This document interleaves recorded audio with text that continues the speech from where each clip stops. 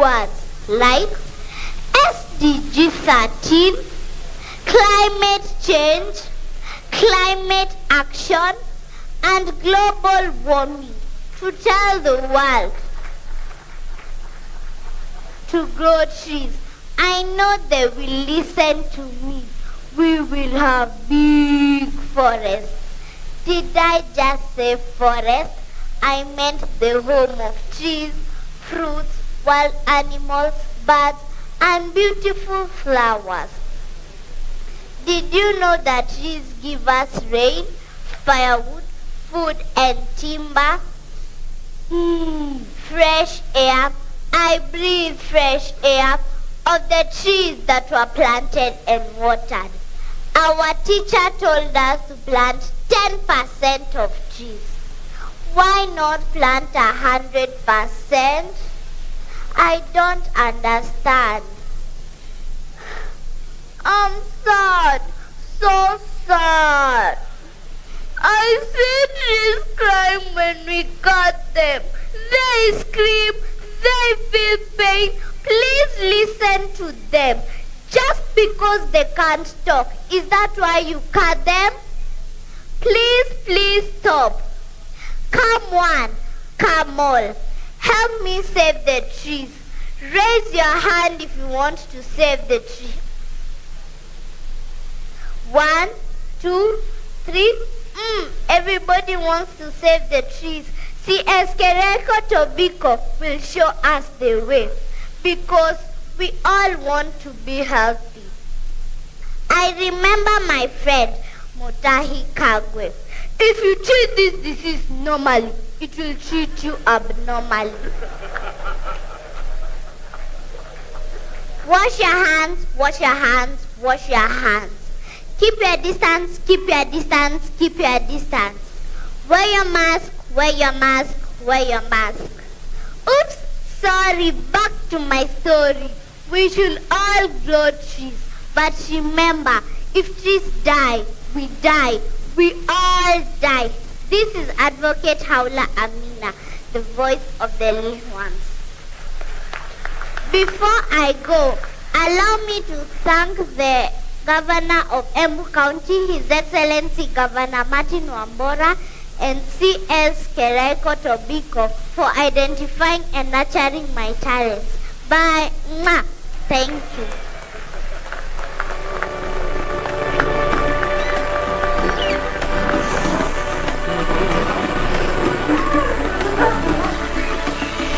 Asante sana Amina, makofi tena. Asante. Powerful message. And now I want to call the Vice President for Energy, Power, Climate Change and Green Growth, Africa Development Bank, so that he can give us, Dr. Kevin Kariuki, he can give us his speech.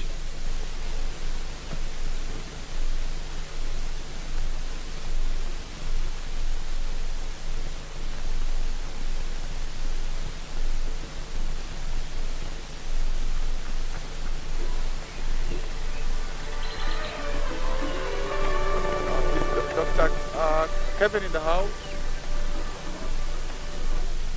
Okay. We will still hear his speech. Now, let me call Cabinet Secretary, Minister for Environment and Forestry, Honorable Kereko Tobiko, and he will compete with Amina. Amina identified him as a mentor, so let's see the competition. And please, let's be brief as possible.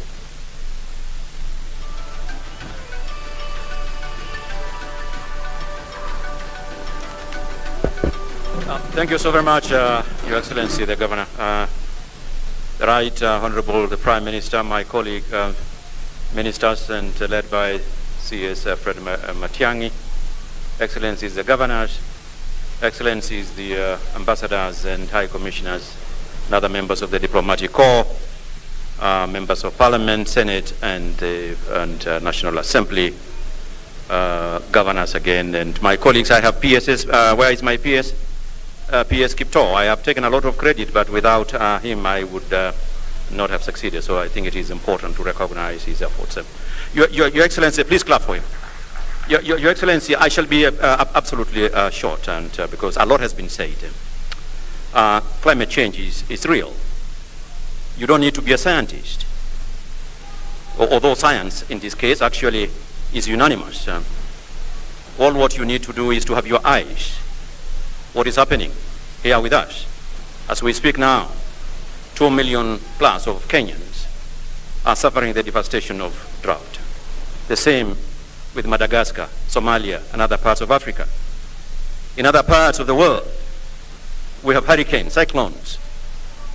We even have a new phenomenon in Canada called the atmospheric rivers. Now we have rivers on the sky, so in the skies. So climate change is real.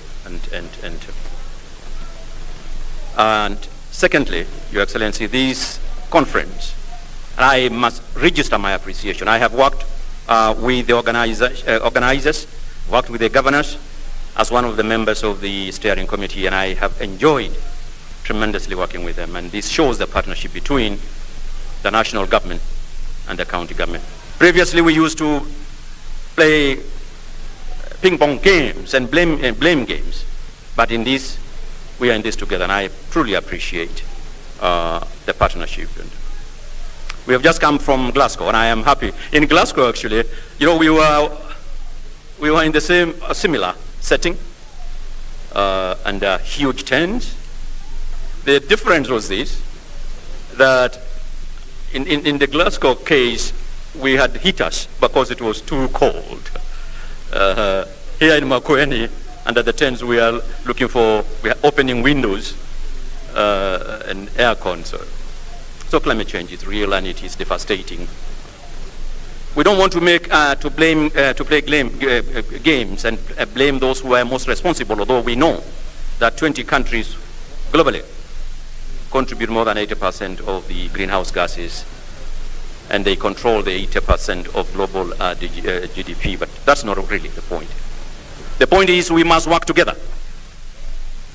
We appreciate the resources that we have received and continue to receive from our partners.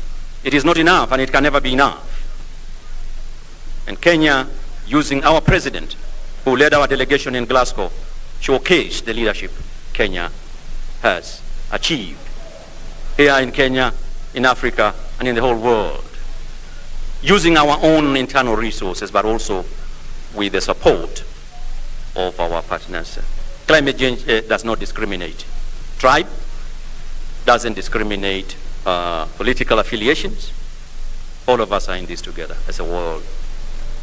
And of course, communities such as ours, economies such as ours in Africa are more vulnerable. And that is a difference between the impacts here and the impacts in more developed jurisdictions. So we must work together in terms of support, in terms of resources, in terms of technology development and transfer, in terms of capacity building, instead of spending so much time on who is responsible. And that is important in itself, but really we must move forward. The last point, and I would urge that at some point during the program, if my ministry, the PS, and those who are present can be given an opportunity during the breakout groups to speak about the 2 billion tree fund that His Excellency announced in Glasgow, which is an initiative between my ministry, Treasury, and the UNDP and the UN fraternity, because it is a significant facility, mechanism towards mobilizing resources, so, but not here, maybe in outward. And also speak to you about the program we have establishing seed centers in the regions and sub-regions, and working with the county governments also to establish county model tree nurseries and going big on bamboo. And finally, we are in the electioneering period. The next couple of months we'll go into elections. Our president has, since he assumed office, achieved tremendous milestone in the fight against climate change. What I have been waiting to hear, and although I know, of course, the campaigns have not yet started in earnest, well, of course, but I think it is important that we mainstream climate change and environment in our political discourse. And I know some of you, maybe many of you here, are aspirants in the next elections. We have heard a lot of theories and principles being espoused by some. I am yet to hear anything at all on what is it that you propose, and the Right Honorable Prime Minister and your party, and so to others. Where is your manifesto? Where does climate change, which is the most serious threat to humanity and the planet, where does it fall in your manifesto? Or do we risk now, because of the political transition, losing the gains that our president, and they have been spoken to, and I don't need to repeat them because they are there to be seen, they have been seen globally. What happens next, post-August 2022? That is important. Now finally, you heard about a girl called Greta Thunberg, who mobilized the youth, the kids, such as Amina.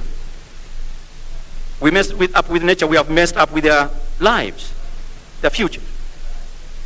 And she, watching what was happening, actually participating in Glasgow, said, there's a lot of blah, blah, blah, blah, blah, blah. Too much talk here, too much speeches, too many speeches, but no action.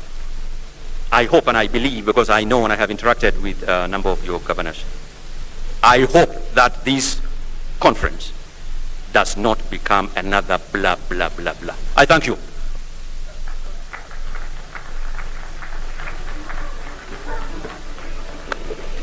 I think there was a bit of climate politics there. And it is a reality. There is also climate politics, especially at the international level. Now, I would like to call Cabinet Secretary, Minister of Devolution, Honorable Charles Keter, to also give his remarks.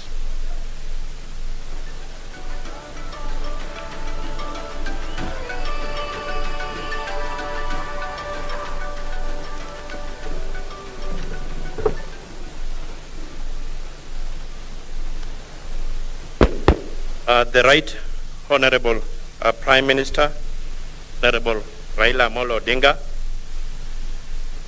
my colleague ministers led by our chair NDICC, Fred Matiang'i. Also with us is Monica Juma, Energy, Joe Mujeru, ICT, and Eugene Wamalwa, Defense, whom I really want to thank him, because he's the one who has been the co-chair. I'm just harvesting where I never invested. So I really want to thank Eugene. Excellencies, governors who are here, led by the Chair, Council of Governors, Honorable Wambora, the Speaker of the Senate, Ken Lusaka, the senators, distinguished senators, members of Parliament who are here, Excellencies, ambassadors and development partners and private sector, invited guests, good afternoon. I don't want also to forget the team in the Ministry of Devolution, led by my CS, Gideon Mungaro, who is here with us. Thank you so much, Gideon. And also the Principal Secretary, Julius Korith. Thank you so much. And the other team who are here. I want to start by saying it's my great honor to attend this occasion of the 7th and the final annual Devolution Conference here at Makueni Boys High School, Makueni County.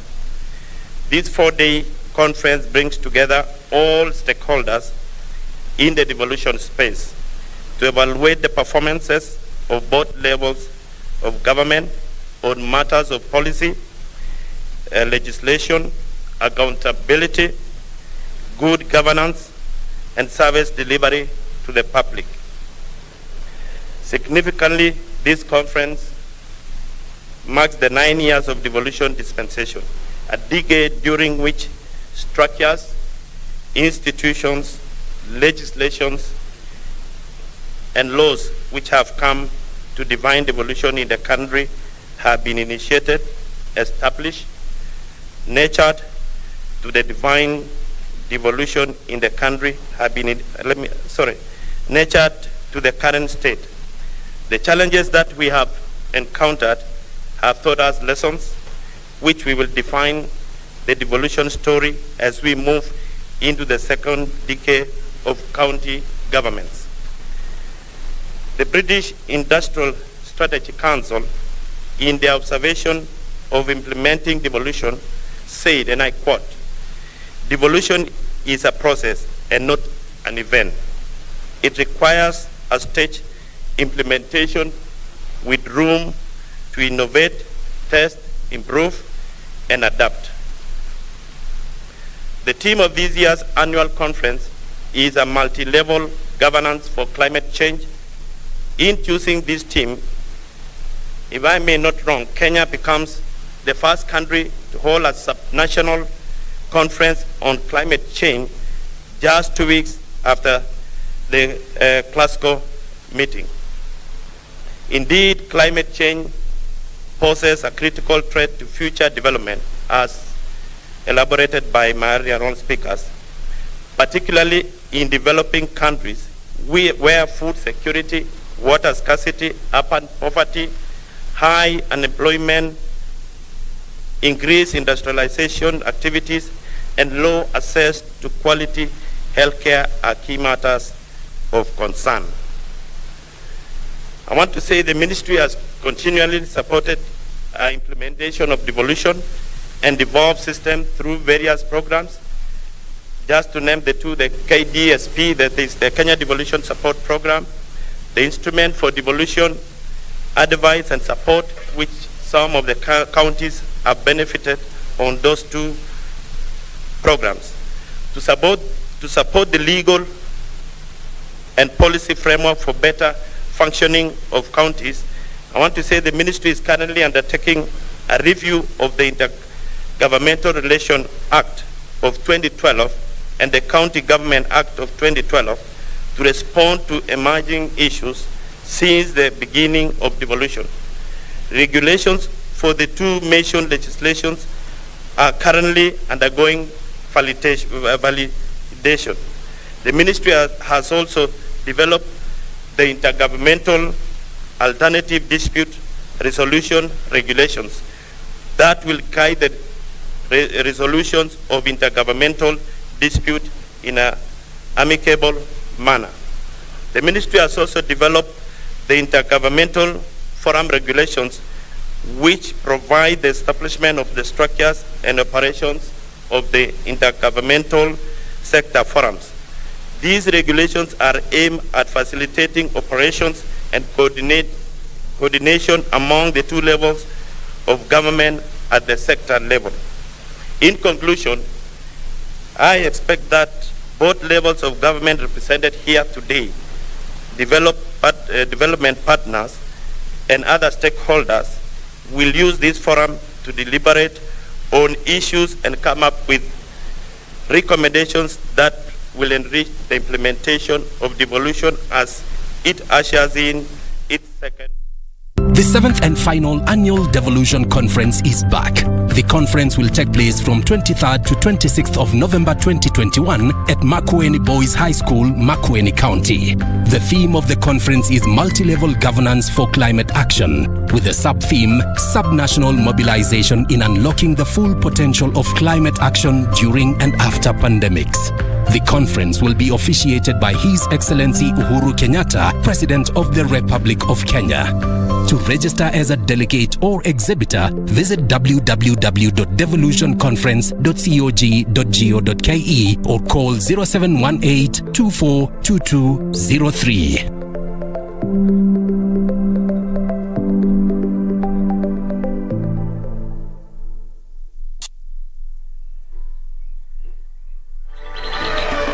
The Right Honorable Prime Minister Raila Amolo Odinga, allow me to adopt the protocols as observed by my predecessor speakers in the interest of time, and right away ask the honorable senators to come forward so that I quickly introduce them.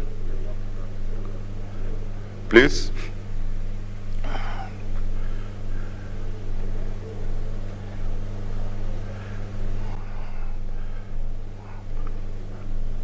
Okay. We have Senator Professor Margaret Kamar. Can you lift your hand so that people... Senator Samuel Bogisho, who is also leader of majority. Senator James Agri Orengo, I think he stepped out, leader of minority. Senator Beatrice Kwamboka, MP. Senator Naomi Shionga, MP. Senator Dr. Ali Abdullahi, MP. Senator Boy Issa, MP. Senator Faki Munyihaj, MP. Senator Dr. Alice Milgo, MP. Senator Isaac Ngugi, MP.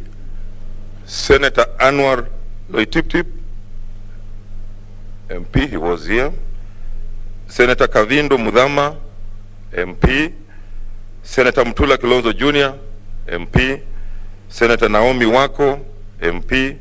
Senator Professor Samson Ongeri, MP. Senator Moses Kajwang, MP. Senator Sylvia Kasanga, MP. For your information, we have quorum. We only need 15. And there are 17, so we can transact business. Senator Wario from Tana River, thank you so much for coming. Allow me to give them a clap. Distinguished ladies and gentlemen, I'm pleased to join all of you today for this great conversation, being the last annual one and also the last before the next election.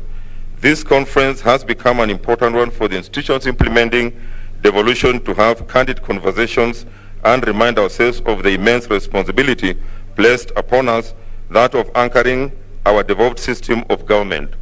Climate change is disrupting national economies and affecting lives. So we see weather patterns are changing, sea levels are rising, and weather events are becoming more extreme. Thus, Sustainable Development Goal 13 implores all of us to take action to mitigate the effect of climate change. It is my sincere belief that the conversations we have here in the next 3 days will enable us agree on the attainment of optimum levels for dealing with climate change and arrive at the critical decision of whether we will fit the scale of the problem with the weight of the problem, or whether we will have a proactive approach in anticipation.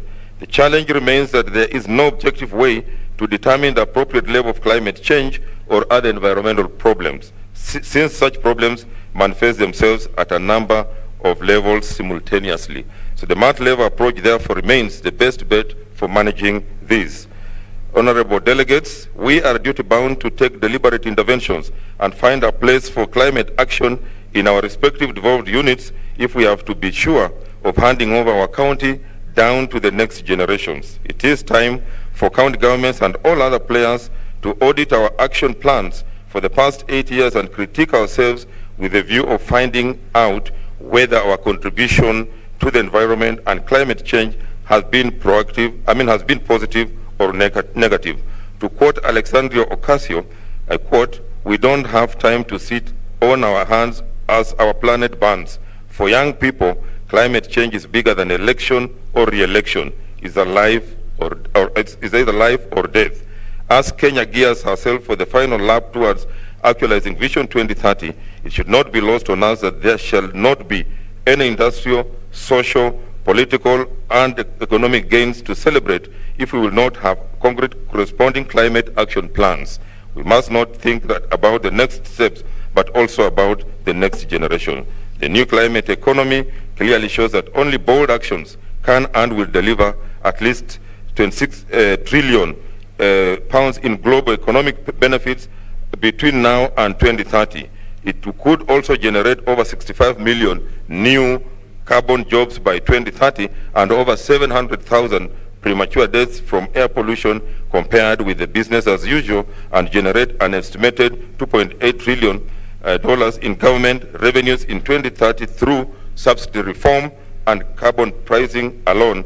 This is according to the Global Commission on the Economy and Climate. So going forward, it will be gratifying to see county governments return a shilling on every dollar to go towards climate change actions. It is unfortunate that in the past, world economies competed for space in the industrial age without due regard to the impact of their actions on the global climate. Today, the same countries have to return more of their gains to attempt to rectify their initial omissions. Let us not allow our country and region to get to that undesirable situation, since as an African economy, we are already overburdened by the sins of others as far as climate change is concerned. Honorable delegates, the advanced human activities have not spared the marine life either, knowing very well that Kenya benefits more on marine life both from coastal and mainland lakes. It is saddening to note that according to recent research, climate change is already impacting marine species diversity distribution along the equator where Kenya lies, and is greatly attributed to rising temperatures and waning of water bodies. This phenomenon continues to manifest itself in the steady rise of water levels in our inland lakes such as Nakuru and Naivasha. We have witnessed death of fish in Lake Victoria and extreme rise of water temperatures in Lake Turkana. If as a nation and region will not work together to rescue our environment through clear and smart climate actions, then we must be ready to carry the curse of that will befall our generations. Now is the time for the national and county governments to become partners to implement a national climate action plan. Internationally, the Paris Agreement recognizes that local and regional governments have an important role to play in global climate action. It is time to take this recognition a step further and craft policies and implementation strategies that are most effective on the ground, that take into account the roles and mandates of levels of government to enable action. Further, we must, as a country, move swiftly from rule-making to implementation and work to strengthen our climate pledges as requested by the COP26 text. As a Senate, we undertake to lead the necessary consultations to ensure uniformity of focus on any legislative amendments necessary to ensuring that the county assemblies support the county executives to implement the requisite laws. As I conclude, I call upon every citizen to start thinking about sustainable contributions we can individually make towards sustainable climate actions as a way of protecting the life of our future generations. So I leave you with the words of the former President Barack Obama, who says we are the first generation to feel the effect of climate change and the last generation who can do something about it. I just want to thank the Senate for its contribution. I think in many years since this conference, this year Senate has contributed immensely towards what you are seeing in this particular hall. So I really want to thank the Senate and pledge that even in future we shall continue contributing more, because we are one family of devolution. May God bless you as you continue with your deliberations. Thank you.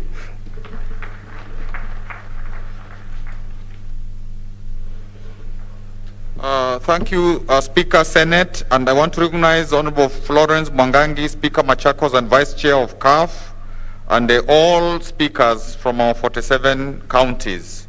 Now, I would like to call our chair, Governor Martin Wambora, who will make remarks on behalf of COG, and then invite CS Dr. Fred Matiang, who will handle the high-level segment. And I warn you, Dr. Matiang is more strict than myself.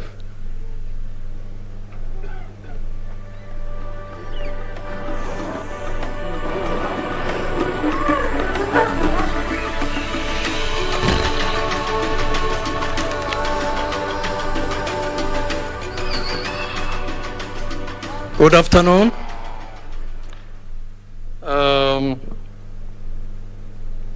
Your Excellency, Honorable Uhuru Kenyatta, who is with us virtually, the Right Honorable former Prime Minister, Honorable Raila Odinga, Waziri Dr. Fred Matiang'i,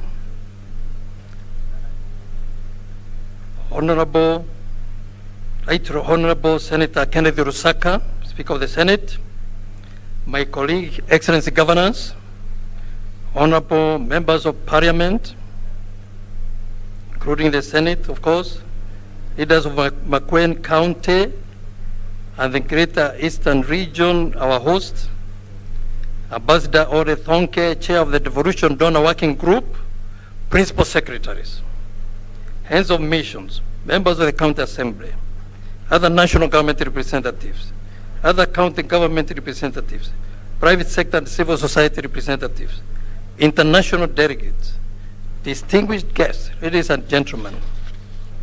On behalf of the Council of Governors, I take this opportunity to welcome His Excellency the President, Honorable Uhuru Kenyatta, to the 7th Annual Devolution Conference. To all of you, distinguished guests who have honored us with your presence here today, Karibuni. This year we meet again as devolution partners to affirm the role and place of the county government and the devolved governors in this country's development and constitutional governance. More importantly, this year's conference theme, multi-level governance for climate action, underpins a crucial and necessary aspect of national and county governance that is deeply relevant in Kenya, in the region and beyond. Ladies and gentlemen, it is my hope that the content and discussions of this year's conference will assist in developing an overall plan on strategic intervention that county governments and indeed the national government need to adapt in order to caution their constituents against the impact of changing climate. I'm personally delighted that this conference is coming right after the close of COP26 discussions, meaning that as subnational government, we have an opportunity to align our climate action interests to the commitments of the just concluded Glasgow conference. I would like to recognize at this juncture the hard work of the members of the 7th Devolution Conference Steering Committee, which comprises of my Vice Chair in the Council of Governors, who has had very able leadership as a co-chair, along with the Cabinet Secretary, Minister of Devolution, the Honorable Rose Nyamunga, who represented the Senate in the committee, Honorable Secretary General of the County Assemblies Forum, who represented CAF. Recognition is also due to the Planning Committee and all the other institutions represented here who took time to plan and to prepare for the conference. Asanteni sana. I would also like to recognize the presence of our international guests who are joining us from different parts of the world for the first time. We really appreciate you. Ladies and gentlemen, it is now slightly over a decade since the country adopted the current constitution, which introduced fundamental changes to the governance process and structure. At the heart of these changes is the devolved system of government, which comprises of 47 county governments in addition to the national government. Since March 2013, when the first county governments were ushered in, the country has witnessed substantial progress in terms of achievement of the constitutional goals and objectives that have guided devolution. Indeed, for the last 8 years of their existence, county governments have grown to become the primary providers in local service delivery and development. Essential and key services under the purview of the county government, but not all: health, water sanitation, roads, trade development and regulations, early childhood education, among other services that are relevant to the lives and livelihood of communities around the country. A more crucial contribution by the county government is the facilitation of participation and consultation of the people in the county governance processes. This has ensured a pursuit of democratically agreed priorities in service delivery and development, and a governance process that is responsive and sensitive to the people's need and priorities at the grassroots level. Significant strides have been witnessed in the various sectors being managed by the counties. In the last financial year, 2020-2021, county governments allocated an average of 7.3% of their budget to agriculture, an increase of 1.3%, because we realize that agriculture is a major engine of growth. Among others, these investments have gone to, in agriculture have gone to mechanization, increased input, access to farmers, seed distribution and extension services. But despite these milestones, the policy and legislative environment has been very friendly to these devolved functions. While recognizing the role of national government in developing legal frameworks that set standards and practices for the agricultural sector, the Council of Governors reiterates that this should be done in consultation with county government. In the health sector, malaria incident burden has reduced to 40%, 40 per 1,000. County governments have incrementally funded interventions against the non-communicable diseases, improved screening, diagnostic capacity, and improved capacity for care. The result of these health care investments are reduced waiting time for surgery, improved clinical outcomes, reduced referrals, and efficiency at county health facilities. Maternal and child health programs have also yielded marginal increases in skilled birth attendance, contraceptions, use, prevalence, and immunization coverage. We, however, do admit that the health sector has been plagued by funding and human resource challenges, issues both levels of government are appraised of. In the wake of these challenges, the county governments have remained at the forefront in the management of the novel coronavirus COVID-19 pandemic. Our health systems have faced an unprecedented challenge and their capacity tested to the limit. However, county governments have remained resilient and continue to offer innovative solutions as we tackle the global crisis occasioned by COVID-19. Since the announcement of the first case of COVID-19, county governments have achieved the following. 1, increased isolation beds, increased installation of additional oxygen plants, procured more oxygen cylinders and oxygen concentrators, connected more than 3,000 beds to oxygen, among other measures that have been instituted to manage the pandemic. May I now turn to the early childhood development and education ECD sector. County governments allocated 4.97 billion in ECD sector in 2020-2021 financial year. With the demand for pre-primary education increasing, enrollment in the county ECD centers increased by 1.02% to 29,130 from 28,383. This includes 470 special needs units established across all the 47 counties for learners with special needs. Distinguished guests, as I mentioned at the beginning of my remarks, this year's Devolution Conference focuses on the subject of climate change and specifically looks at the role of subnational government in climate action. For the next 3 days, we'll look at a myriad of topics such as urban resilience, sustainable food systems, indigenous knowledge, renewable energy, gender and youth, and effective waste management, all with a climate change lens.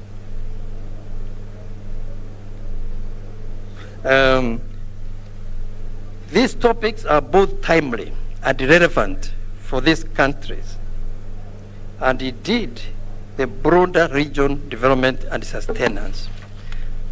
Africa's socio-economic development is largely based on agriculture and land-based economic activities. A vast majority of African population is rural-based and relies on subsistence agriculture and other basic socio-economic activities that sustain livelihood. These forms of lifestyle and livelihood rely heavily on stability and predictability of climate and weather patterns, among other environmental factors. It is therefore necessary that any strategies at whatever level that seek to address developmental and governance issues should consider environmental and climatical issues at county levels. Agenda 2063, the African Union's plan for transformation, commits to tackle the challenge posed by climate change through a broad-based approach that encompasses a variety of efforts to address the ever-present threat of damage to the environment and climatic changes. At the global level, therefore, climate change is a core part of the agenda of 2030 in respect of Kenya, which compels states to come together under key commitments in the Paris Agreement of 2015. More critically and relevant to us all is that local governments are identified as primary stakeholders and have indeed become important players in climate process. Indeed, subnational governments from all over the world have proved in a number of ways that their contribution and leadership is essential to help achieve the objectives of United Nations Framework Convention on Climate Change, UNFCCC. According to UNDP, 50% to 80% of adaptation and mitigation action necessary to tackle the impacts of the changing climate are or will be implemented at subnational levels of governance. Being closer to the people, subnational government are well placed to identify the needs and strengths of their citizens in the battle against climate change. And this is why we are thanking the World Bank for putting most of the money which will be inaugurated today to the county government, all the way up to the world level.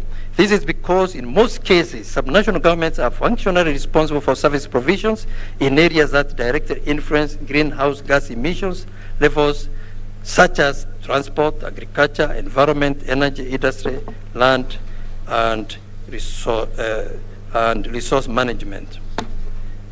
I have to finish. Distinguished guests, at the national level, Kenya is signatory to various regional and global instruments that seek to protect the environment, fight climate change, and ensure that environmental rights are guaranteed and protected. Article 2, subsection 2 of Kenya's 2010 Constitution provides that regional and international instruments that Kenya is party to are part of Kenyan law. We also have environmental and land rights as part of our expansive Bill of Rights. This is complemented by the enactment of the Climate Change Act in 2016, which lays down the specific normative framework that is to guide climate action. Over the last few years, county governments have expressed their commitment to the climate action agenda and have, in the process, demonstrated that they are indispensable and dependable players in their process. The various measures that county governments have taken to contribute to the climate action campaign not only demonstrates the technical and sophisticated nature of the solutions needed to tackle climate change, but also the effectiveness and importance of the measures taken. First, county governments have developed and are in the process of developing specific laws on climate change. As at July 2021, 29 county governments and enacted Climate Change Act, and the remaining ones are at advanced stage of finalizing. Through the Climate Change Act, the county governments have established their own county climate change funds to provide for financing investment to reduce climate change. While all the counties are yet to take full measures to ensure effective climate action, the vital signs made by the county governments I have just mentioned will accelerate action in the rest of the counties through mutual learning and action. The impact of the changing climate on food systems, water and infrastructure, energy, health, compel county governments to mainstream climate action in their county integrated development actions. Distinguished guests, as I conclude,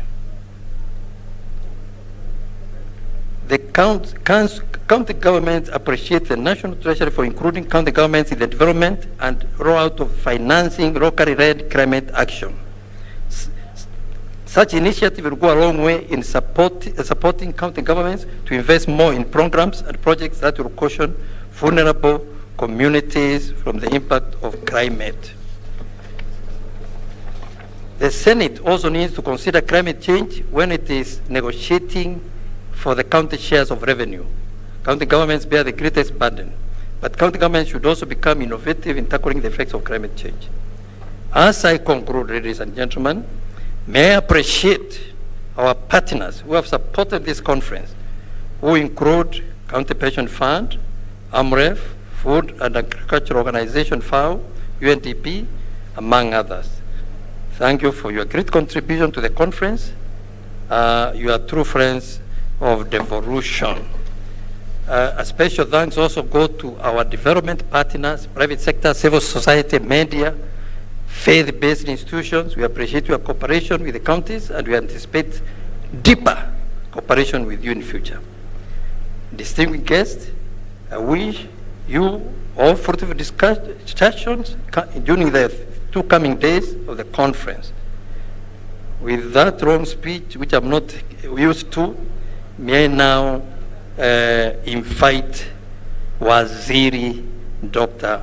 Fred Matiang'i to make his remarks, and invite our key address speaker, and also do the rest of the program. Thank you, and God bless you. Asanteni sana.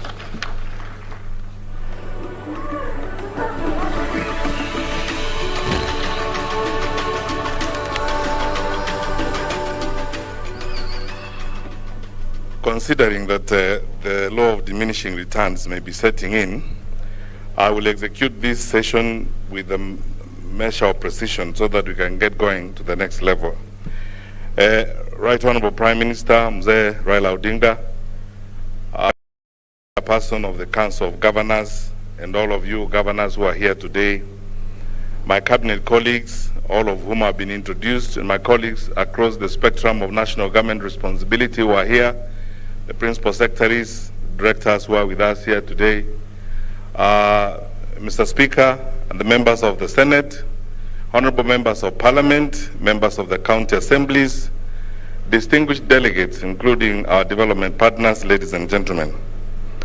Mr. Chairman, you had invited us to participate in a panel on the impact of climate change on global peace and stability. We have submitted to the conference secretariat a very lengthy presentation and a paper on how we are approaching from the security point of view the challenges we face related to climate change. I would like to take this opportunity to request you, Mr. Chairman, to afford us an opportunity to engage in a much more detailed manner with the Committee of the Council of Governors that addresses security, because this matter is even calling upon us to redesign our national security strategy, because truth be told, as my colleagues who are from that sector who are in this audience know, some of the things we are having to deal with, or some of the things we are facing, are things we were not prepared to deal with 10 years ago. So even when our national security was designed, national security strategy was designed, there are a number of things that no one anticipated that we are having to deal with now. That calls upon us not just to relook at the strategy, but to see how better we can build stronger intergovernmental collaborations to address the challenges we face today and those that we are likely to face tomorrow.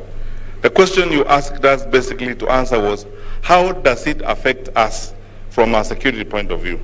And in 2 minutes, Mr. Chairman, first, the destruction that we are facing as a result of climate change challenges. No one knew that at this point in time we would spend between 25% and 30% of our operational budget on climate change related security issues. What we are experiencing in Laikipia, what we are experiencing in Baringo, what is going on in most of North Rift today, the movement, the theft of livestock, the pasture and water resource conflicts in that region are all related to climate change. The challenges we face on our borders towards the north and the north and eastern with our colleagues across the border are all related to climate change.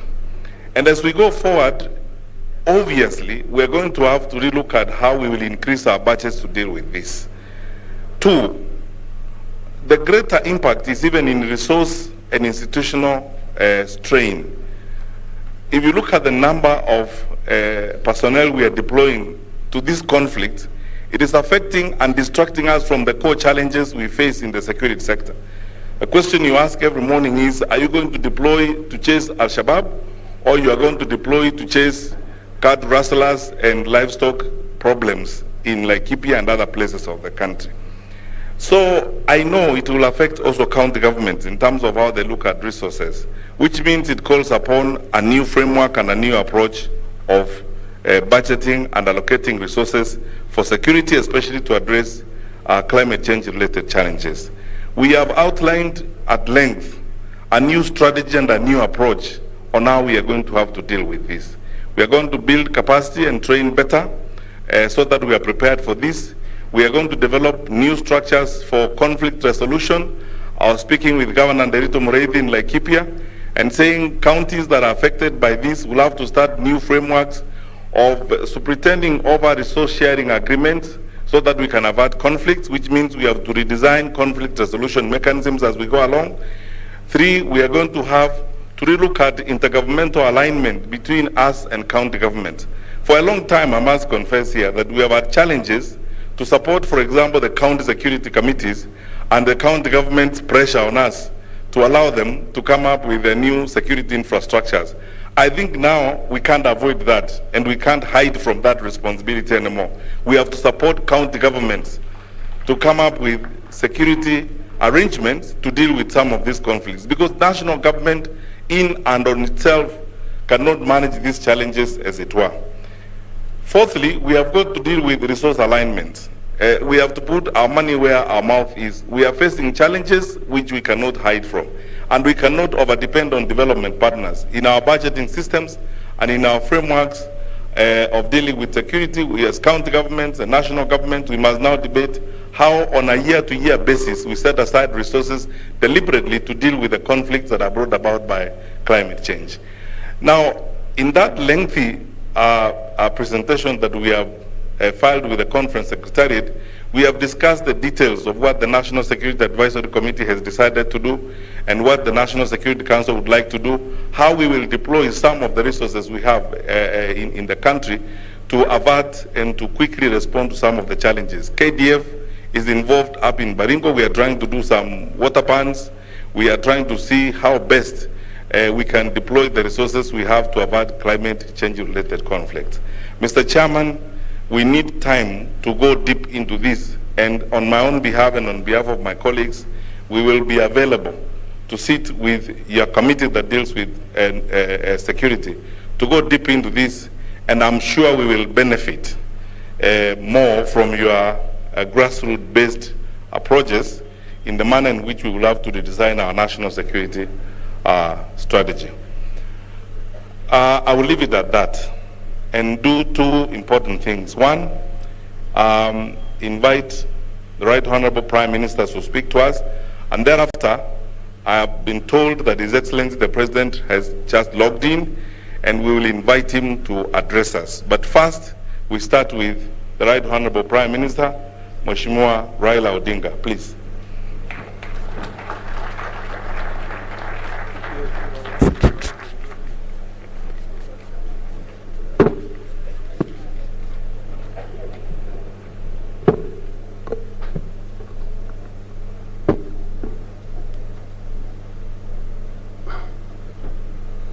The Chairman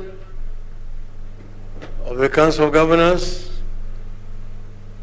and the governors who are here, the Speaker of the National Assembly and the Senators, Honorable Fred Matiang'i and all the other Cabinet Secretaries who are here, development partners, diplomats, distinguished guests, ladies and gentlemen, hamjambo. Hamjambo tena.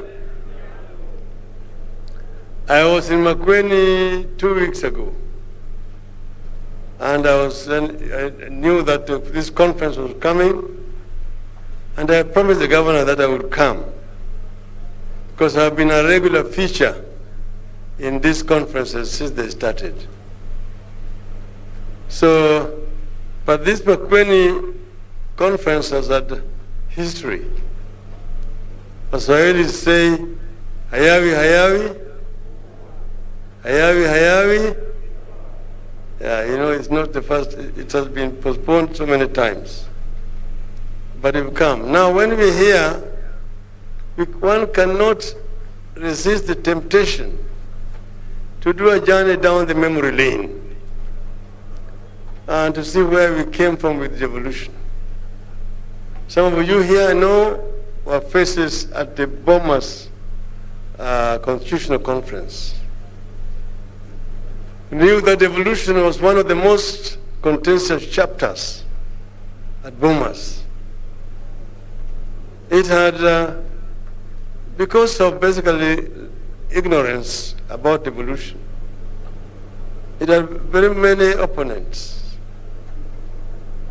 And I remember at one session when we were discussing, a gentleman student spoke so passionate about devolution that it was resolved that he should become the chairman of that committee. And he led that committee so efficiently that he became a marked person. Then one day, in front of his children, in broad daylight, some people just moved into his house and shot him directly while his children were watching helplessly. This is none other than the late Dr. Mbai. And today I'm going to request you, in honor of the late Dr. Mbai, to stand up and observe 1 minute silence.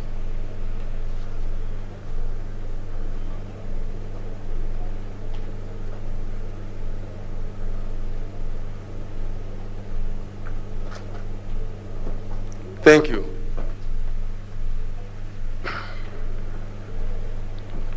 We are celebrating a decade of this bold experiment with the 2 levels of government, which has been a remarkable journey for our people. It has been full of triumphs and challenges.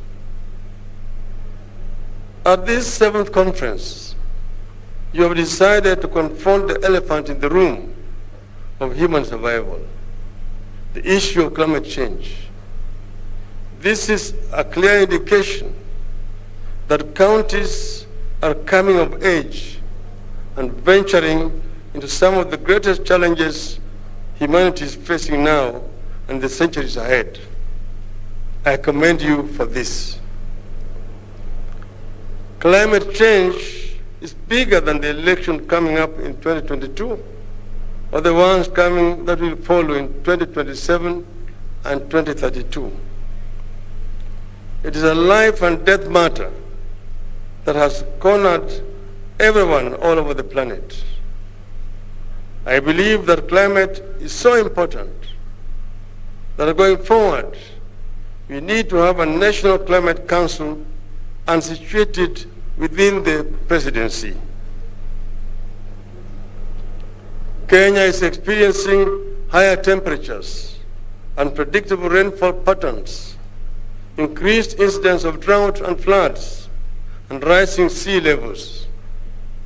Extreme weather events have led to loss of lives, diminished livelihoods, reduced crop and livestock production, and damaged infrastructure, among other adverse impacts. The key enablers of our economy, that is agriculture, water, energy, tourism, and wildlife, are extremely climate sensitive.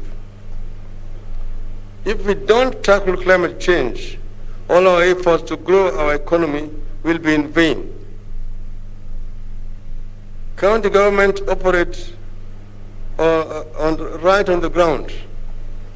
They are the first port of call when homes and farms get washed away by floods that were not expected. They are the first line of defense when crops fail in a drought that comes when rains were expected. Counties, therefore, have a critical role, particularly in educating our people on the reality of climate change. You have no option but to provide leadership on this matter. I am aware that to date, 33 counties have enacted climate change policy and legal frameworks, while others are at different stages of formulation of the same. I particularly laud the ASAL counties of Garissa, Isiolo, Kitui, Makueni, and Wajir, which have gone ahead and established county climate change funds. That is the leadership we are looking for at the grassroots. Today, there are several other transformative ideas whose time has come in Kenya. They are being resisted the way devolution was, but we will actualize them because their time is here. At this forum, I would like to share some thoughts on how we are going to renew and redefine devolution to make it deliver better to the people. Across the country, old and lingering challenges are imposing new pressures on government and leaders at both county and national level. Unemployment, deepening poverty, and rising cost of living have left our people disappointed and sometimes angry at their leaders. People need our help. Our duty as leaders is to breathe a new life and give new purpose to all institutions and structures. Where need be, we will have to be bold enough to abandon institutions and ideas that are not working and come up with new ones. For a start, we must strengthen devolution. We must devolve more resources to the counties. This should not be a divisive issue. That is what the BBI was intending to do. We must also overcome the challenge of insufficient allocation and delays in disbursement of funds by the National Treasury to counties, if counties are to operate efficiently. On this, there should be no debate. The funds will have to follow all devolved functions. This means the National Treasury will have to release all the funds for all the devolved functions at the appropriate time. There must be no two ways about this. The problem of overlapping and duplication of functions by state agencies, corporations, and regional development authorities will also have to be addressed conclusively. Addressing these issues need not mean antagonism between counties and the national government. On the contrary, they require a partnership between the two levels of government.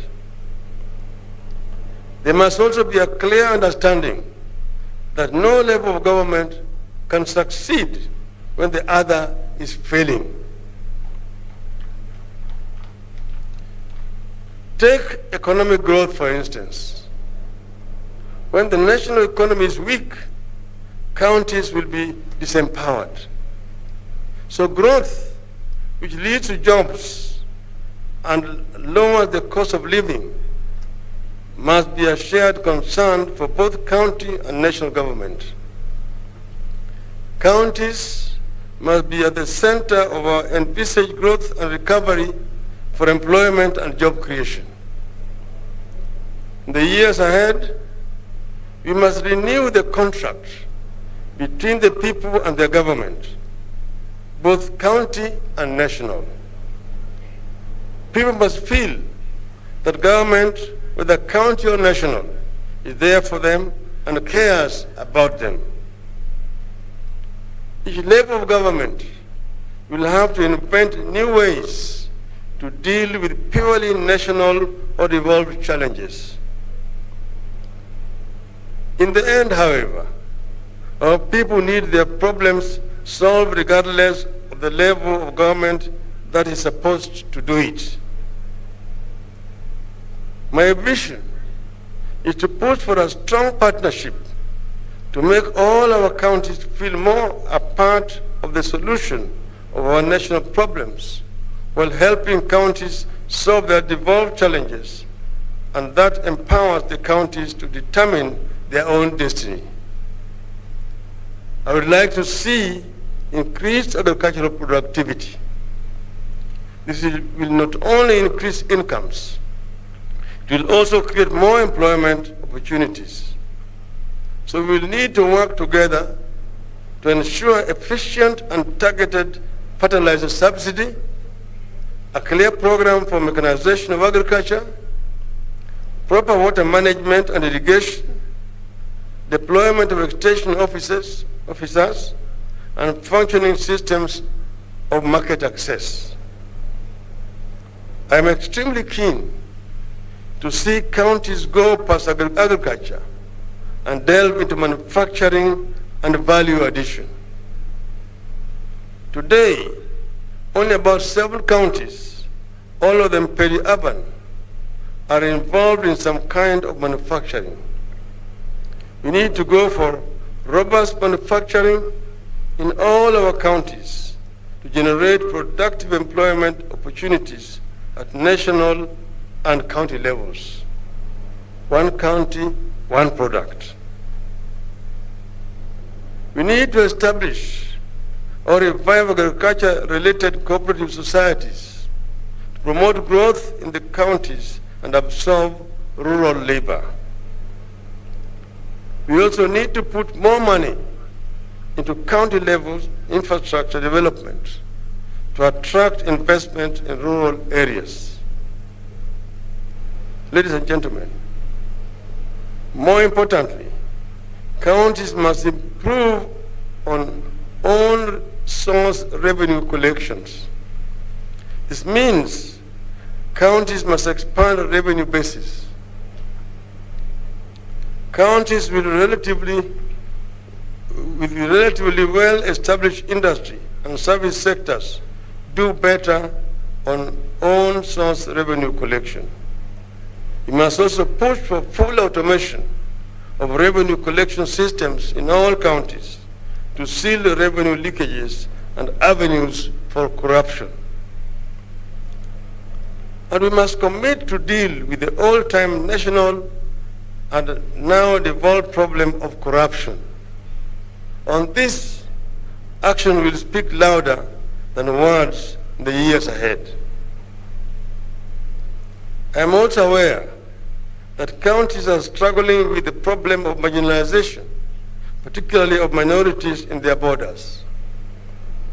We will need to come up with clear mechanisms to make all communities within counties feel fairly treated and their voices heard.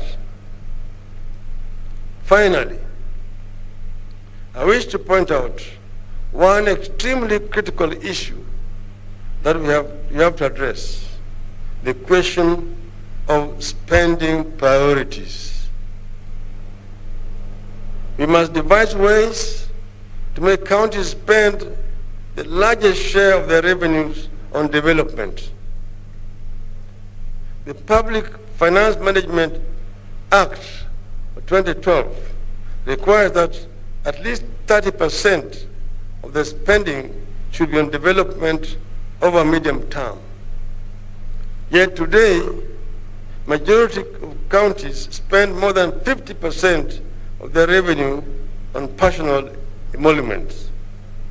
I'm aware, of course, that this is because of the amount that is being disbursed is insufficient, and that therefore need to increase the disbursement to the counties. This is where devolution is failing to change lives as it should. So we need to enforce and ensure adherence to the Public Finance Management Act. All these challenges and aspirations point out to 2 things. One is that we should not treat devolution as a fixed system. We should see it as an evolving system where the pendulum of powers and roles can swing back and forth, one way or the other, between counties and national governments.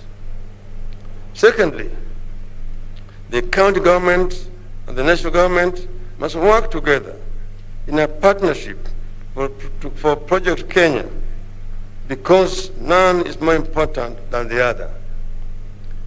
Kenya is much more important, and therefore I'm talking about a partnership between two levels of government, that the national government must ensure that the county governments are working effectively, that we do not have 38 countries in one. We have only one country, and that therefore there must be measurable standards against which all the performance of all counties are going to be benchmarked. That we ensure that the service delivery is equitable throughout our country in terms of education, in terms of health, in terms of agriculture, in terms of infrastructure, in terms of environmental protection. We must ensure that there's comparable standards across the whole country.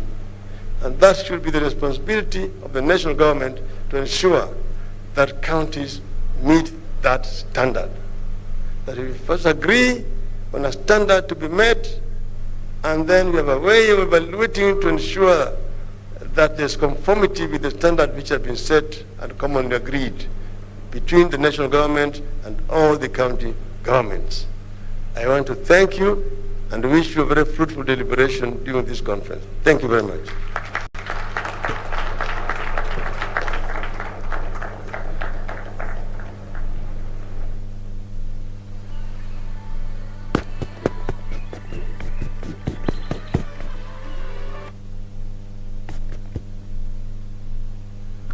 Thank you so much, Right Honorable Prime Minister Raila Odinga. His Excellency the President will address us by video link shortly, but before that happens, I would like to request my colleagues on the podium that we can now take our seats before His Excellency addresses us. And while we are taking our positions down on the floor, we have a 3-minute video to be played on climate change that I will ask that it be played now before we invite His Excellency the President to address us. Please proceed and play the video. Climate Change Action Plan to scale up efforts and to maintain a low carbon development trajectory. The plan includes commitment to restore degraded water towers, accelerate forest restoration, and to increase our tree cover to at least 10% of our land area in order to promote a sustainable blue economy, but also promoting green manufacturing. You do not need to imagine. You have seen it all. Flooding, droughts, tropical cyclones, water management problems, rising lake water levels.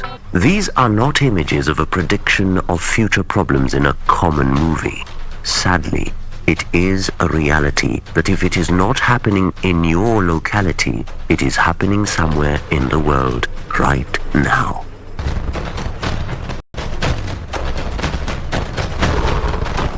Climate change has been recognized as the biggest 21st century problem next to COVID-19. Globally and locally, the biggest contributor to the increasing population of refugees is attributed to climate change. According to the United Nations Framework Convention on Climate Change, UNFCCC, climate change is defined as the change in the average atmospheric condition of a place over a long period of time due to natural and human-induced causes. And the results are devastating. They include reduction in agricultural production and food security, increased health risks, damaging of critical infrastructure, and interruption of provision of basic services such as water and sanitation, education, energy, and transport. In the recent updated Nationally Determined Contributions NDCs 2020, Kenya has estimated the cost of implementing mitigation and adaptation strategies by the end of 2030 will amount to $62 billion, and out of this, $228 million has been set aside for the adaptation programs aimed at supporting the most vulnerable sections of the population. The above global climate crisis can only be managed by increased efforts to reverse the effects and their causes in 2 words: climate action, which refers to the stepped-up efforts towards reducing greenhouse gas emissions and strengthening resilience and adaptive capacity to climate-induced impacts, including climate-related hazards in all countries. This war can only be won by integrating climate change measures into national and county policies, strategies and plans, and building institutional capacity for climate change mitigation, adaptation, impact reduction, and early warning according to the United Nations. Tunajua ya kwamba kama Kenya Forest Service, bila kuwa pamoja na wananchi, hatuwezi tukahifadhi misitu. Hata kama tuko na forest rangers, hawawezi kuwa kiwango ya kwamba kila moja analinda mti wake. Kenya, as a party that ratified the Paris Agreement, the International Treaty on Climate Change adopted in 2015, has taken up these efforts in earnest. A collaboration between county governments and the national government, with a priority being given to the world's lungs, trees and forests, is ongoing across the country. County governments have made several steps to address climate change, and they are making effort to adopt green economies in line with Kenya's Vision 2030. For example, counties have incorporated climate change interventions in their County Integrated Development Plans, CIDPs, and have progressively passed legislation to support budget allocation for climate action. 46 county governments have designated CECMs responsible for climate change to coordinate climate change affairs in the counties. 33 counties have so far developed climate change laws, while the remaining counties are at advanced stages of finalizing their climate change laws. The same county governments have established the County Climate Change Fund, CCCF, through these county laws. 6 counties have an operational CCCF and are contributing a percentage estimated 1% to 3% of their development budget into the CCCF kitty. The designated fund, which is ring-fenced, has made it possible for counties to establish tangible adaptation projects such as rock catchments, sand dams, livestock laboratories, and water pans, among others. Whereas counties are making strides towards addressing climate change, there are challenges that are being experienced at the sub-national level, which include funding. The county equitable share is limited, hence most counties have not set aside a percentage of development budget towards climate change initiatives. Uncoordinated climate action. There is need to train county officers on climate change mainstreaming. Additionally, there is need for interdepartmental coordination at the county level and collaboration between local governments and communities to support local resilience building and coordination between national and county governments in design and development of climate action initiatives. Sinking investment, sinking underwater. This is because of destroying our forests. So apart from planting, I think we also have an obligation to actually protect what we have planted. Alikuwa miti mingi, watu wakaribu wakakata msitu, wakaribu wakachoma, lakini sasa tangu kaunti aliingia ikachukuliwa hatua, hakuna sasa maharibifu. Sasa tunarudi kutekeleza, na kutekeleza ni kupanda miti na kuongeza pia maarifa zingine kuzuia mmonyoko wa udongo na kuelimisha watu. To address this, the Financing Locally Led Climate Action Program seeks to support the government of Kenya in strengthening local resilience by building capacity to plan, implement and monitor resilience investments in partnership with county governments and communities, building county-level capacity for planning and implementation of local climate action, and strengthening national-level capacity for coordination, monitoring and reporting. Mkikuja Makueni viongozi, mweleze watu kwanza, kitu ya kwanza wapande miti ndio mvua ianze kukuja kwa wakati wake. Naona kutakuwa na mafanikio makubwa. The willingness of county governments in Kenya to enhance climate action has been building momentum, and their commitment has been demonstrated through their participation as a unified delegation in the Climate Action Summit and Conference of Parties. County governments have committed to partner and share experiences with other countries on how to build sub-national resilience, promote conversations and commitments that will ensure the country is on track in achieving the Sustainable Development Goals by 2030 and strengthen the efforts toward climate action.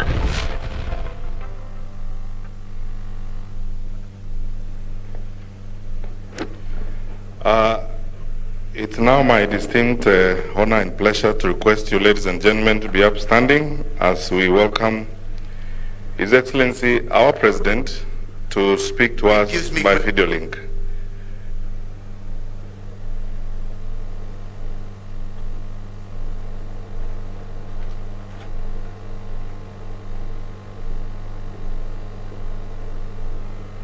Please be seated.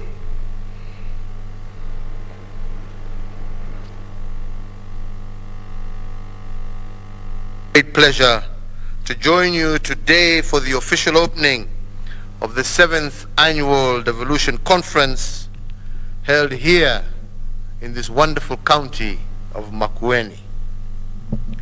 I wish to thank the county government of Makueni and especially your governor, Dr. Kivutha Kibwana, for accepting to host this important event, but also to thank the people of Makueni for the very warm welcome they have extended to all our delegates from across our country, Kenya.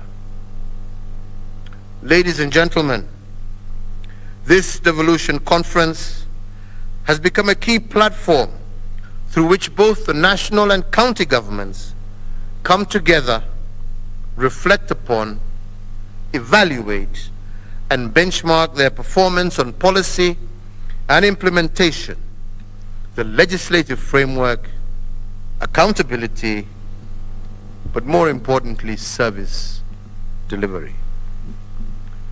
The conference also gives us an opportunity for the two levels of governments to demonstrate their commitment and to rededicate, to cooperate and to work together to achieve the dream of devolution. Ladies and gentlemen, of all the programs Kenya has implemented since independence to spur social economic development, devolution has had the deepest and most far-reaching impact on the lives of our citizens. Indeed, today, the devolution achievements and dividends are a visible reality in all parts of our country. Everywhere you go across the country, you find more empowered communities and note major improvements in infrastructural development, healthcare, and basic services and service delivery. In the last decade, we have come a very long way on the devolution journey, but it remains work in progress. To deliver on the promise of devolution to Kenyans, we need to build on the successes and to strengthen areas where progress has been slow. And in this regard, I would like to highlight two areas where I believe stronger cooperation and coordination between the national government and county governments could enable all of us to reap the devolution dividend much faster and indeed more effectively. The first of these is to build on the solid public finance management legal framework. We have to ensure that the distribution of resources between and within regions is more equitable and to focus more sharply on getting better value for the monies that we spend. The second is to work towards becoming a truly responsive government by promoting and increasing accountability at all levels and ensuring that citizens are actively engaged in decisions and actions that impact on their lives. Ladies and gentlemen, such an enhanced spirit of cooperation, coordination, interdependence, and support between and amongst ourselves has served us remarkably well since March of 2020, when COVID-19 first was reported here in Kenya. The two levels of government swiftly came together, and we forged a formidable alliance with our private sector, our development partners, faith-based institutions, and we formulated a comprehensive action plan to win the war against the pandemic. And as these efforts included the nationwide vaccination campaign that we now continue, I have no doubt that we shall win this fight. This, fellow leaders, is the approach we should take to tackle new challenges, including our challenge to climate change, the theme of our conference this year. So, ladies and gentlemen, turning to this, the 7th Annual Devolution Conference, I am delighted to note that the conference theme focuses on climate change, specifically the multi-level governance for climate change. And I further note that the aim is to strengthen subnational governments for them to act on climate change through development of a more robust and focused execution of mitigation and adaptation strategies. Climate change, ladies and gentlemen, is not a future problem, but a present and serious threat to all our counties and to all nations of the world. Climate change poses an existential threat to Kenya, even though our role in precipitating the problem is negligible. We contribute less than 1% of the current greenhouse gas emissions, yet we are the recipients of the bulk of the problem. To understand the gravity of the climate change threat, let us for a moment consider these numbers. Globally, Kenya has been ranked as the 31st most vulnerable country to climate change. Climate change impacts leads to loss of about 3% of our gross domestic product annually. In the last 2 years, we have witnessed the worst locust outbreak in 25 years, which has left about 1 million people food insecure in the entire Horn of Africa region. The rising water levels of the Rift Valley lakes, Lake Victoria, and the Turkwell Gorge Dam have displaced nearly 400,000 people in 13 of our counties and affected biodiversity, including our flamingo population in Lake Nakuru. And as we meet today, about 2.5 million people in 23 counties are facing famine because of drought. So, ladies and gentlemen, recognizing that no single nation can alone manage the challenges of climate change, the world came together and established the United Nations Framework Convention on Climate Change. Kenya is a signatory to the UN Framework Convention and has participated and made significant contributions during the just concluded UN Climate Change Conference in Glasgow, the United Kingdom, which some of you present here today participated in. At the national level, my administration has adopted a comprehensive set of policies, rules, and procedures to address climate change. The effect, as you are all aware, has culminated in the development of the following key instruments. The first of these is the Climate Change Act 2016. The second, the National Drought Management Authority Act of 2016. The third is the National Climate Change Framework Policy of 2018. The fourth, the National Climate Finance Policy of 2018. The fifth, the National Climate Change Action Plan 2018 to 2022. Sixth, the National Adaptation Plan 2015 to 2030. And seventh, the Green Economy Strategy Implementation Plan 2016 to 2030. These policies are currently being mainstreamed to sectors in forestry, agriculture, water, energy, waste management, and health. It is important to underscore that since most of these functions are devolved under Schedule 4.2 of the Constitution, it is critical, therefore, that the two levels of government work closely together if we are to execute them effectively.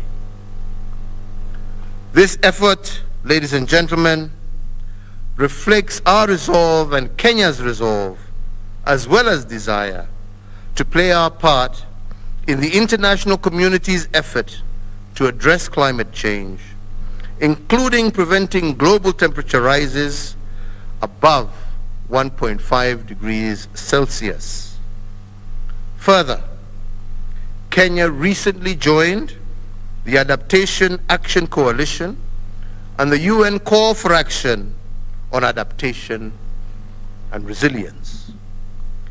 By partnering with these two institutions, we are sending a clear political statement that Kenya will continue to work with other like-minded governments, institutions, businesses, and civil society to accelerate action, to moderate the negative impacts of climate change, facilitate adjustment to expected climate impacts, and to strengthen capacity to absorb and recover from climate change effects.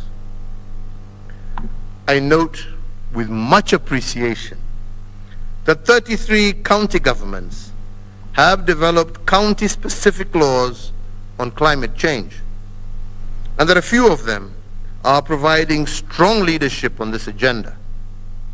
Allow me to cite the counties of Makueni, Wajir, Garissa, Isiolo, and Kitui, which have established policies and supporting legislation on climate change. They also have established the climate change units and put into operation a fund for climate change mechanism. Ladies and gentlemen, the National Climate Change Action Plan 2018-2022 spells out bold strategies that put us on a sustainable growth path. It further underscores the need for adaptation and enhanced climate change resilience for vulnerable groups, including women, youth, and persons living with disabilities, as well as marginalized communities. One of the key deliverables in the action plan is to increase our forest cover. This is in line with the Constitution and with respect to maintaining a clean and healthy environment for all. Action in this regard has already been taken, and within the very near future, we shall be launching our Forestry Action Plan that shall reveal and discuss the issues and what we have been able to achieve in this regard over the last 8 years.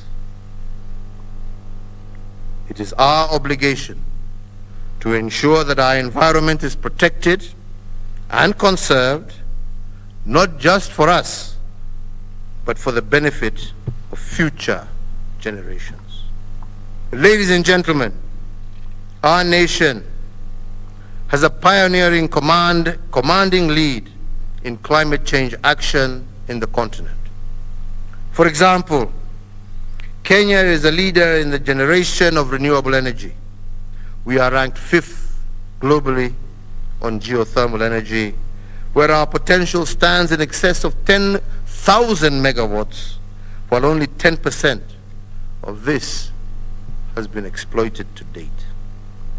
We are using innovative approaches to expand access to energy through off-grid solar power and other clean cooking energy sources, with the aim of delivering 100% clean cooking energy source by 2028.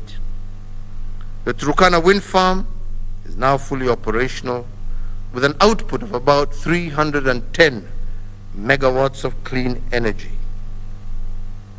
Kenya has already outlawed the use, manufacture, and importation of single-use plastic bags as a way of protecting and conserving our environment.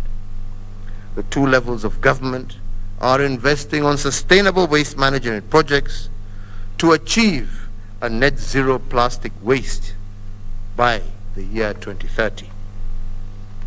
Several counties, including Nairobi, Kisumu, Mombasa, have started reclaiming green urban spaces. Nairobi has successfully reclaimed Michuki Memorial Park, the National Arboretum, the National City Park, and I also encourage other counties to explore similar opportunities to create urban spaces, urban green spaces for their population. Ladies and gentlemen, in implementing these policies and programs, we require sustainable and substantial financial resources. Kenya has committed to reduce her greenhouse gas emissions by 32% by the year 2030. This will cost us in an excess of 6,874 billion Kenya shillings, or 62 billion US dollars. Out of this figure, Kenya will seek to mobilize 13% of this from domestic sources, while we expect to fund the balance of 87% from external resources. We are indeed hopeful that, unlike previous conferences, the Glasgow Climate Change Conference, COP26, will deliver on funding commitments which we will attract into a green climate fund. We will seek to attract green investments such as electric borders that we launched last week, and to tap into innovative financing such as blended financing to de-risk private investment. These investments will open new avenues for green manufacturing and clean job opportunities. Ladies and gentlemen, we have a strong policy and institutional framework for the two levels of government to work together to adopt and adapt to climate change and reduce the threat that it currently poses to our nation. Going forward, we need to strengthen collaboration and coordination on, amongst other things, first, leveraging on digital technologies to provide real-time climate-related data and information to our farmers and other stakeholders. Secondly, raising awareness and building capacity, especially on adaptation, with a particular focus on women, who are at the heart of our crop and livestock production, and who also are the most affected by the adverse climate change. The third is sharing information and good practice examples on mitigation and adaptation. Such examples include climate resilient projects such as mangrove restoration in Ganzi at the coast, the Masui rock catchment, and the Gaindavia Sand Dam in Makueni County, and Kina Livestock Laboratory in Isiolo County. Development and implementation of county spatial plans with a climate change lens is also going to be critically as a last measure. As the chairman of the National Climate Change Council, I will personally remain in the forefront to ensure that our desire to achieve a low-carbon, resilient, and prosperous future is realized. And it is with these few remarks, ladies and gentlemen, that it is now my distinct pleasure to declare this, the 7th Annual Devolution Conference, officially open, and to wish you every success and fruitful deliberations over the next few days. God bless Kenya. Asanteni sana.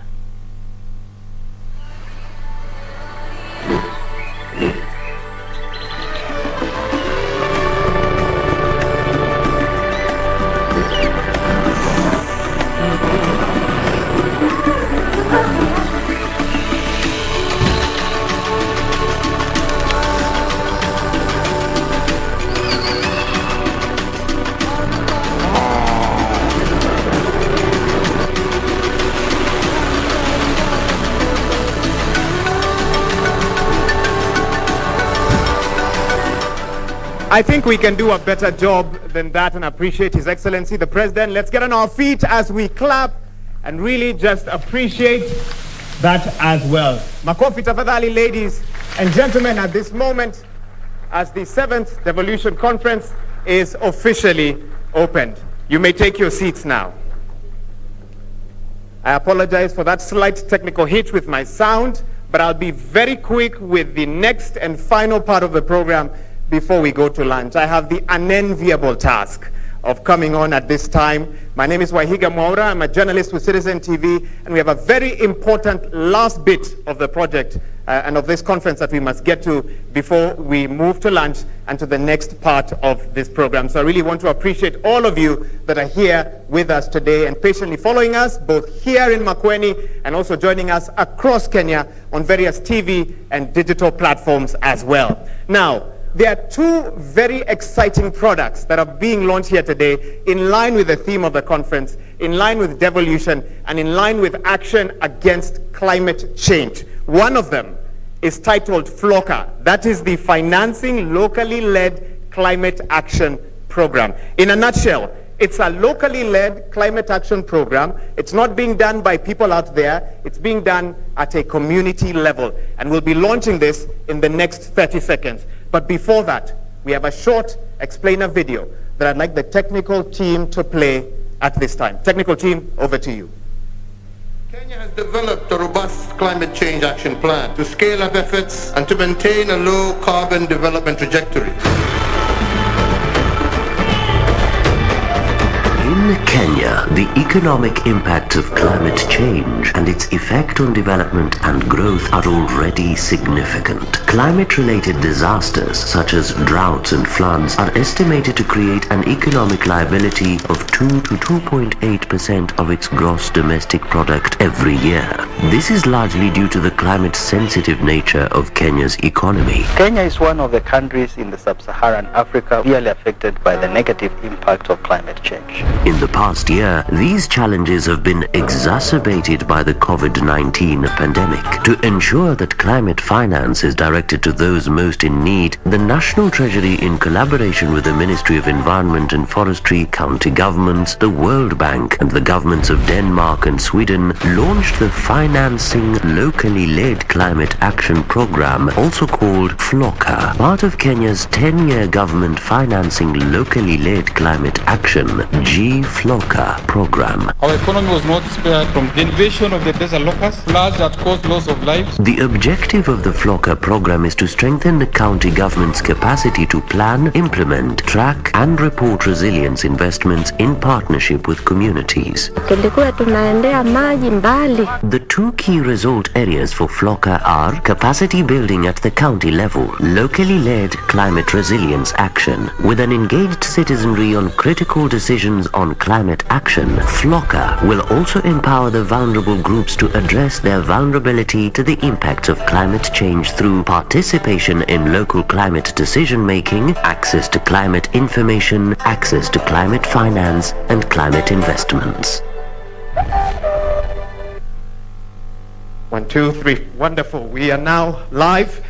And in the interest of time, I will immediately invite some of our distinguished guests to help us launch this product that is supported by organizations like the World Bank, Danida, and Sida as well. Allow me to invite the Right Honorable Prime Minister, Honorable Raila Odinga, to make his way to that table there where the launch will happen, together with Interior CS Dr. Fred Matiang'i.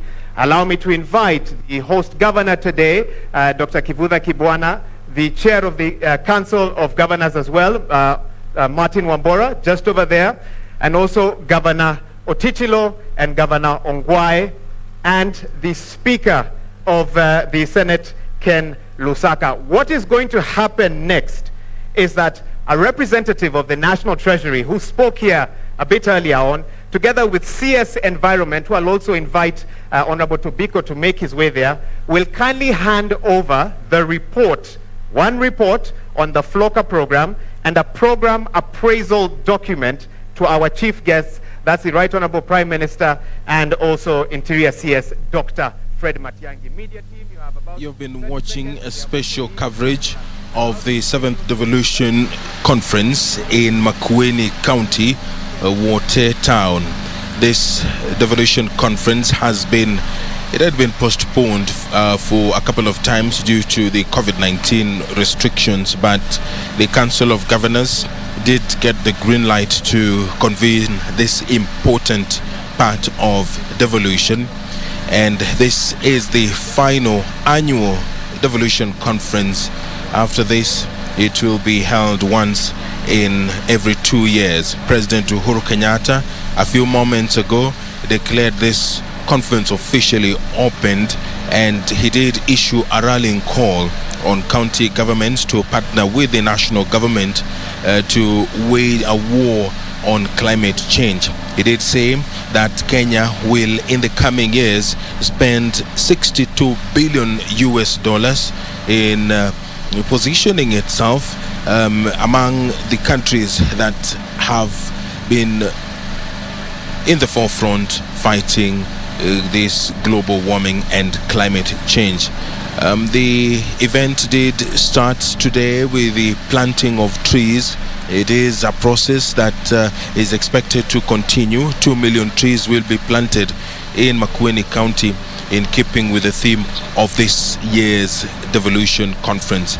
My name is Edward Kabasa. This special coverage has been made possible courtesy of the Kenya Broadcasting Corporation and the Council of Governors, who have been meeting, and they will be meeting until Friday, when the Devolution Conference will come to a close. Of course, they will be adopting some measures which they will announce when the meeting comes to a close on Friday. I now hand you over to the broadcasting house for the normal programming. Good afternoon.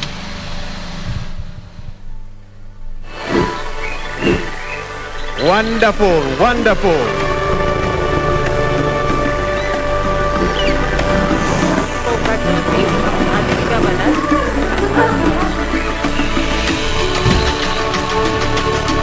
It's important to note that this was actually launched also in Glasgow. I'll now ask our guests to make their way to the right side of the room for the launch of the Ugatuzi Sacco. And to help us do this, I'd like to call a few more governors to join us. I'd like to call Governor Wycliffe Wangamati, if you haven't already made your way here. I'd like to call Governor Alex Tolgos.